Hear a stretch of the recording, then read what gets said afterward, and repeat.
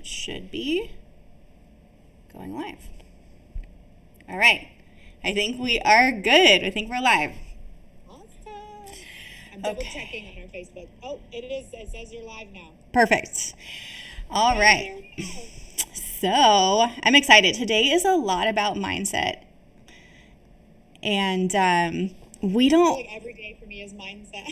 I know. And I think we don't realize how big of a role it plays in so many things we do every day, like little things, but also big things, work, family things, decisions we make, behaviors we have, a lot of times are connected to what we are thinking, what we think about that thing. I mean, my daughter was a great example today. One of my daughters was standing there saying, nobody ever wants to help me with blah, blah, blah, blah, blah, whatever she was doing, right? And I was like, that's not actually true. Even though right now in this moment it feels like it's true. I get it. In this moment you don't feel supported. You feel like no one's there for you. So you can say that, you can feel that. It's okay to feel that, but you might want to say, hey, right now I feel like no one wants to help me with this, and that's okay. Yeah, but learning to separate, like not identifying with the feeling, right? Identifying that is the feeling you have at this moment, right? And that's okay, and that's fine. You can feel that way, and that might be true in that moment, right? But we shouldn't attach it to like a permanent thing, like forever. No one ever wants to, whatever. And I think that's just sort of human nature. And sometimes we're constantly doing that without even really realizing it. Right. So we identify with our feelings because we always say, I am sad, I am angry. Instead of saying, I am feeling sad, I am feeling angry. We make it almost like a permanent way of being when we say, I am sad, I am angry. So saying, I'm feeling sadness, I am feeling angry helps us to separate that and to then better manage and control our emotions in a positive way. What I was thinking about emotions too was we always say toddler tantrum and like that kids are doing it wrong or bad, but actually I think they're doing it the best way. Like if they get angry or upset, they let it all out. They're just and then they're like totally like normal after that, and it's because they process the feeling. They're processing they it. Themselves to be angry. They allowed themselves to move the anger through their body, and then they let it go. Right. Whereas we were like, I'm angry, and I'm gonna push it down and pretend. And we hold on to it forever. Yeah, you end up, by not feeling it, you end up hanging on to it. And then it like is running a background program where you always have this like hint of anger at everything because you won't process the anger when you get it. I think it'd be better to punch a pillow as soon as you feel angry than to try and think, why am I angry, and think, how can I make this better? Just fucking be angry. Sometimes, there's a time and a place where we need some self-control, obviously, but, and within reason, obviously, not hurting, but it is true, like, holding on to things too long can be detrimental, and I think, the mind, There's a difference between, there's a difference between, like, being angry and then being angry and building a story. So like you can be like, I feel anger right now and I'm gonna rage and I'm gonna be mad, I'm gonna let this anger out, versus I'm angry because you did this and then this happened and then it makes me more angry, and that's not feeling the anger. That's thinking about the anger and trying to justify it and or trying to something it where you're not fully just simply feeling it, because anger doesn't have logic or a brain to it. It just is a feeling. So when you feel that feeling and allow yourself to feel that feeling, that's when you're letting it go. You're letting it kind of like if we think about emotions as having gas, they run out of gas when we're done using them. But if we put them in our body, we're storing that gas in there, ready to come out at any time that someone pokes our anger button. Yep. It's the gas tank on our anger.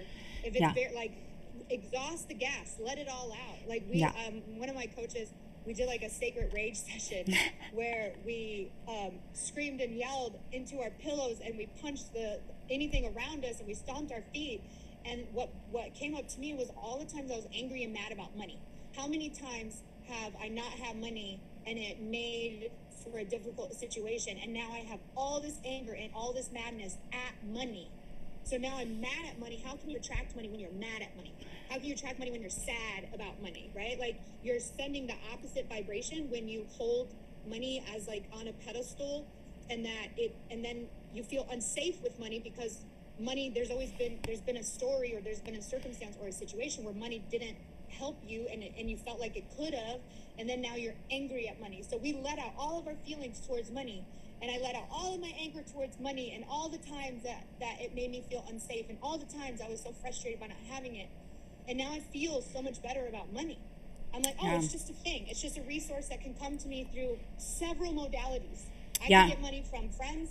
I can get money from family. I can get money from YouTube. I can get money from selling my business. I can get money from doing consulting services. I can get money however and whenever. Somebody just tipped me $25 for simply having my YouTube channel.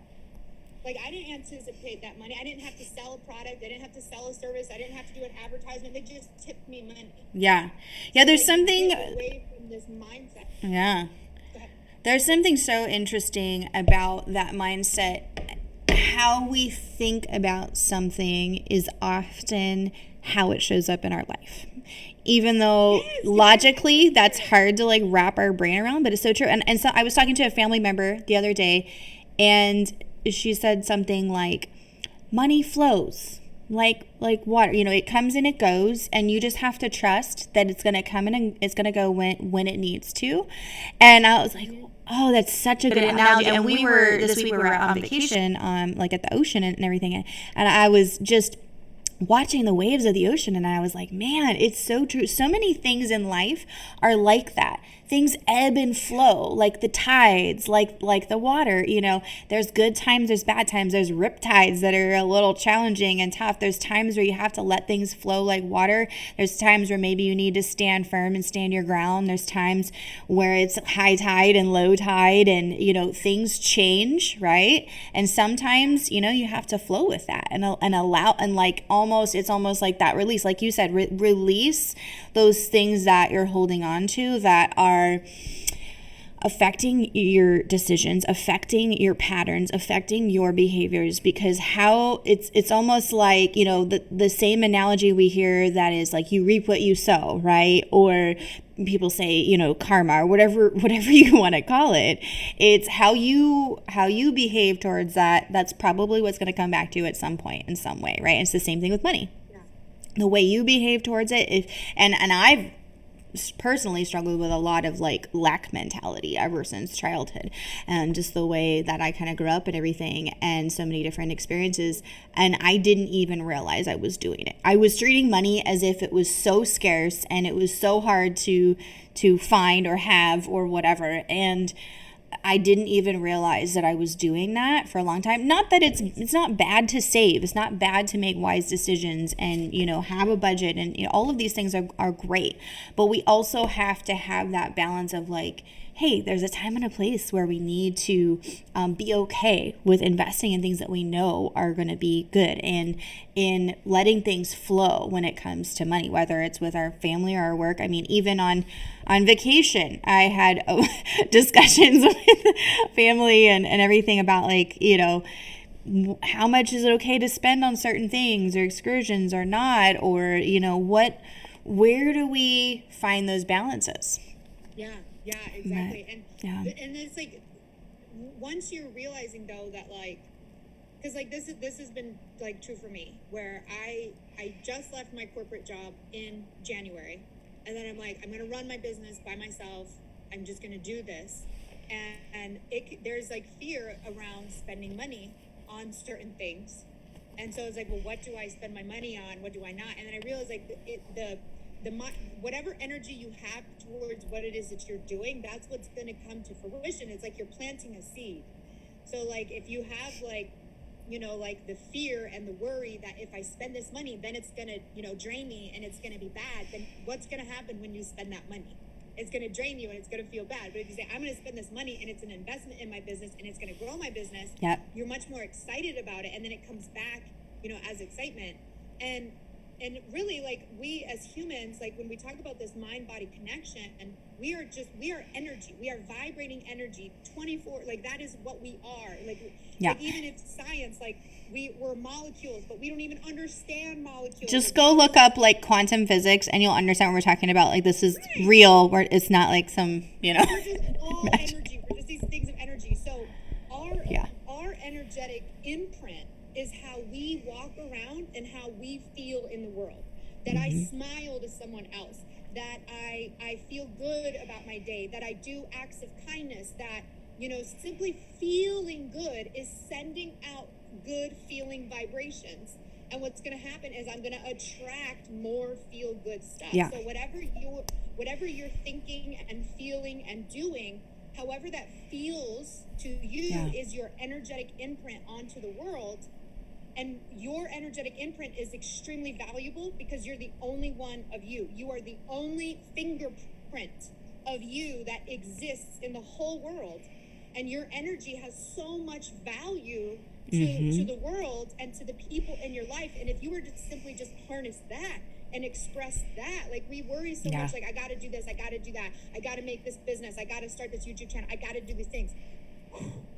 Like, focus on your energy, like if your energy is good, if you're feeling good, the ideas or the business or the partners or the things that you need will come to you. You magnetize to them. I have not paid not one penny for advertising. And last month I made $7,000 from my business selling recorded classes. wow. And I quit my job in January. And now I've doubled my income that I made at my corporate job. Right? Like, and it's just me putting myself out there, knowing that my customers will come to me. I feel good when I release a video. I feel good knowing that I'm helping people pass the exam. I just simply feel good about it. And that energetic imprint is going out and magnetizing back to me the money and the things that I want.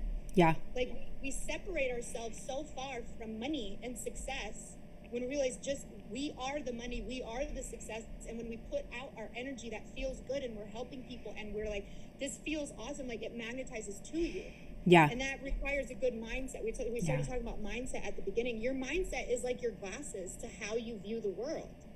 And you can wear glasses that say everyone is mean to me, money sucks, I will never have a good, successful job. And that's how you're going to see the world. And that's the evidence that's going to come back to you. But when you wear, you can call it rose-colored glasses, I don't care. But when you start seeing the world for the goodness and what good is happening, when you appreciate what you have to the very core of your body, even if it's something you don't like this is something I was talking about with my daughter. And even coming back from Belize. So I went to Belize, another country, and they are poor down there. Like their sewer systems don't work and there's just sewer all over their streets. There's dogs running around with like 3 legs and no one's taking care of these animals. You know, like they're, it's just very impoverished, very poor. And they like love America and watching American stuff. Like they don't even have a reason for Thanksgiving and they've started doing Thanksgiving. And it's because they're watching American TV and seeing what we do and what we have, and then they want to model what they're doing after us. And we're sitting here in America thinking that we have the worst government, we have the worst everything, like life is so sad, and we don't have enough, and all these. And I'm like, we are cloaked in abundance. It is all over. There has never been a time in my life where I wondered, am I going to have to be able to eat today? Never in my life have I worried about food like that. Never.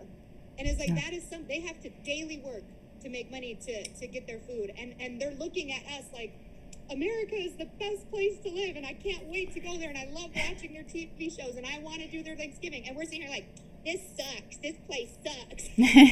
Yeah.